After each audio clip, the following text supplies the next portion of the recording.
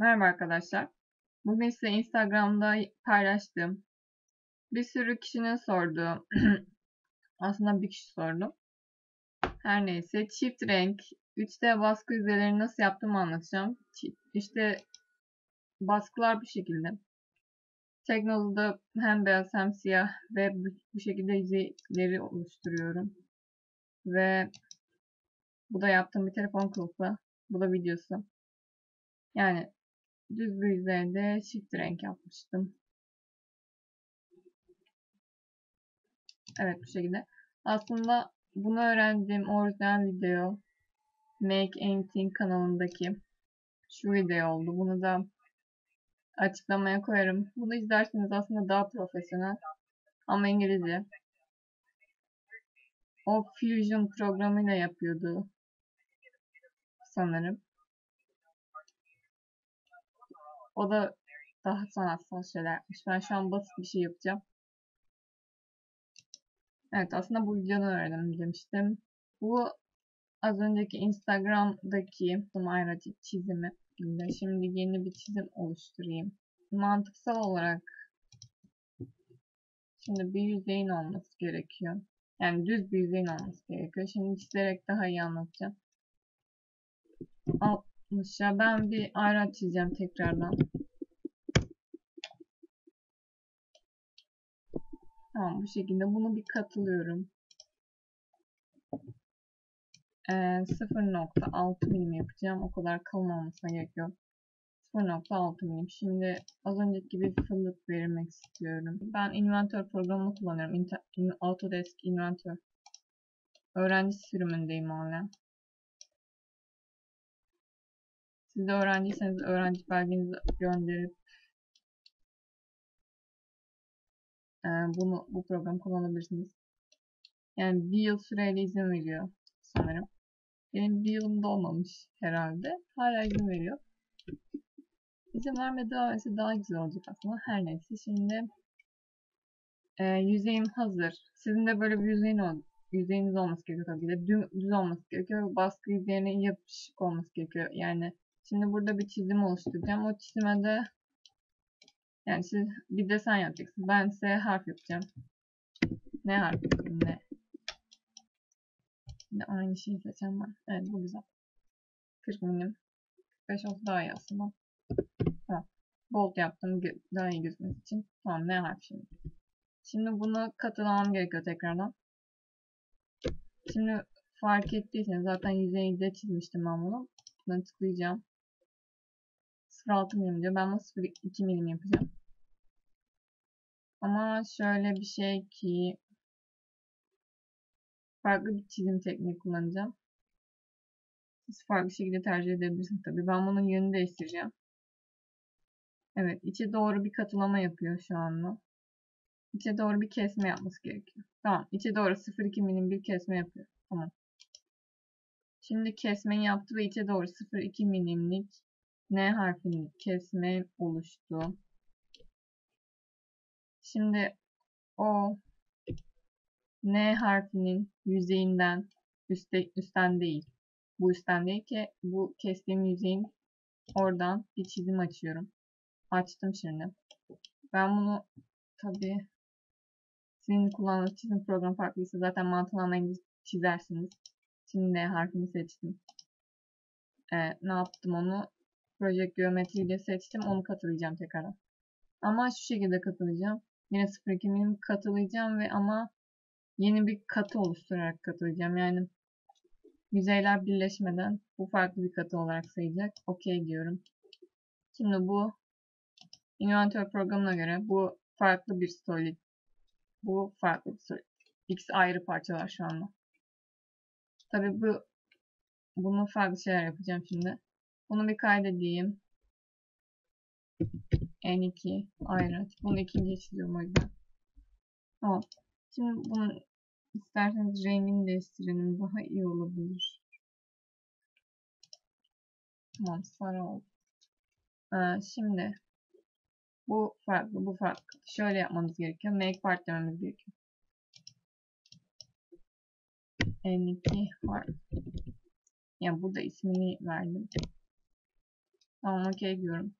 Şimdi yaptığı şey N harfini ayrı olarak export ettim. Şimdi N harfini yaptığımıza göre diğer araç kısmını yapmamız gerekiyor. Tekrardan make part diyeceğim.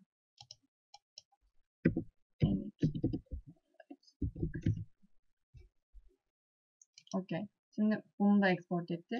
Nasıl export etti? Dikkat edelim. Şurayı kesti yani. N harfinin olmadığı şekilde kesik şekilde yaptı. Bunları kaydediyorum. Şimdi yapmam gereken mesela bunu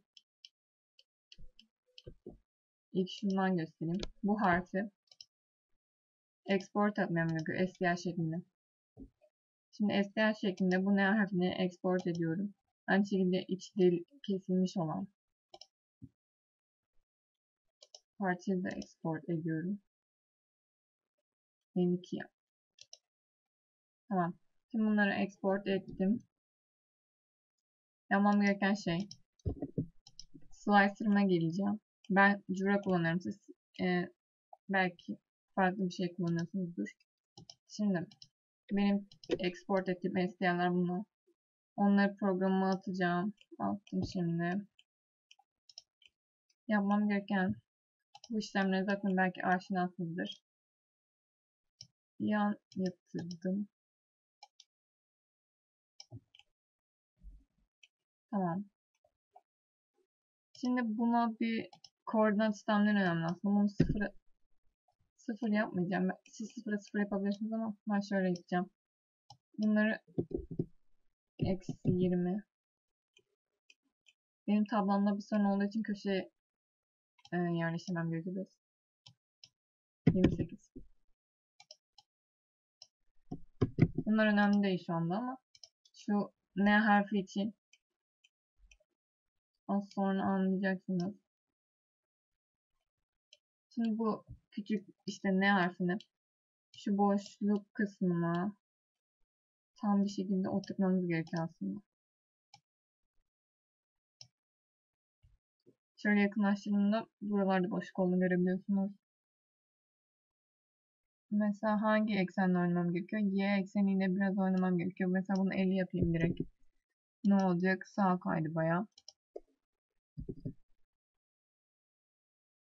51 yapacağım tarafa gidiyordu. Diğerine. O zaman 50.2 yapsam. 50.4. Böyle tek tek denememiz gerekiyor aslında.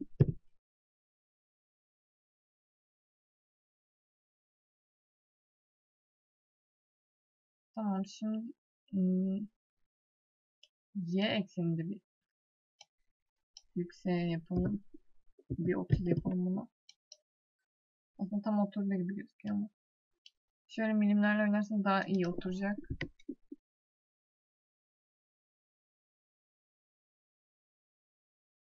İyi gibi şu anda aslında.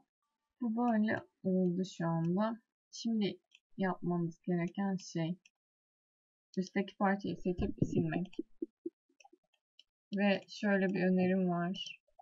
Buradaki with a place attention skirt kısmını none yapmanız. Yani etek kısmını none yapmanız. Çünkü etrafta bir çizgi oluşturduğunda bazen çıkabiliyor. İşte ayraç kısmında da öyle bir çizgi bazen temizlenemiyor. None yapıp slice demeniz. Zaten 2 dakikada bastığını söylüyor. Şimdi bunu kaydediyorum ben. Save diyorum. Sonra CTRL Z diyorum ve üstteki parça geliyor. Bunu bir siliyorum. Tamam. Şimdi N harfini sildim ya içeriden.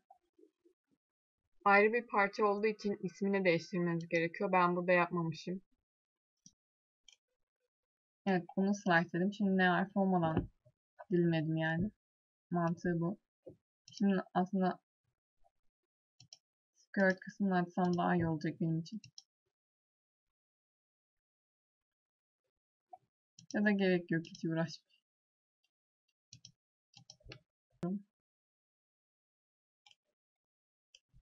Save diyorum. Ve yazıma geçiyorum. SD kartımızı taktıktan sonra ilk olarak N harfini yazdırmamız gerekiyor. Ben onu seçiyorum.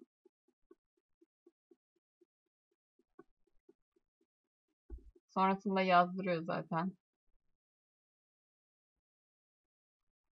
2-3 dakika bir süre sürecek.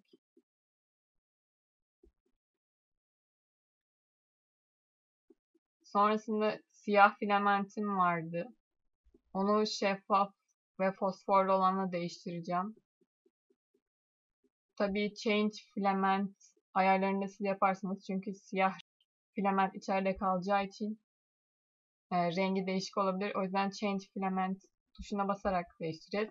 Ve biraz tozlanmıştı. Onları temizleyebilirsiniz. İkinci parçayı seçeceğiz şimdi. Ayraç kısmına. Onun seçimini yapıp yazdırıyoruz. Ve 45 dakika sürdü benimkisi. 45 dakika bekliyoruz ve sonuç olarak zaten bitti diyebilirim.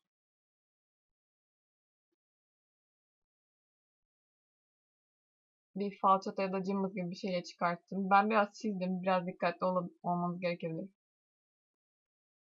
Bu şekilde şeffaf oldu biraz. Saydam bir renkmiş. Yüzeyi parlak. Ayna üzerine bastığım için.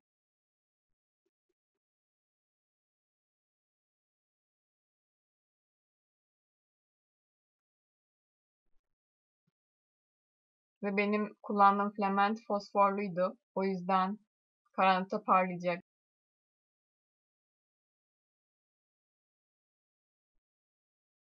Fosforlu bir ayraç oldu.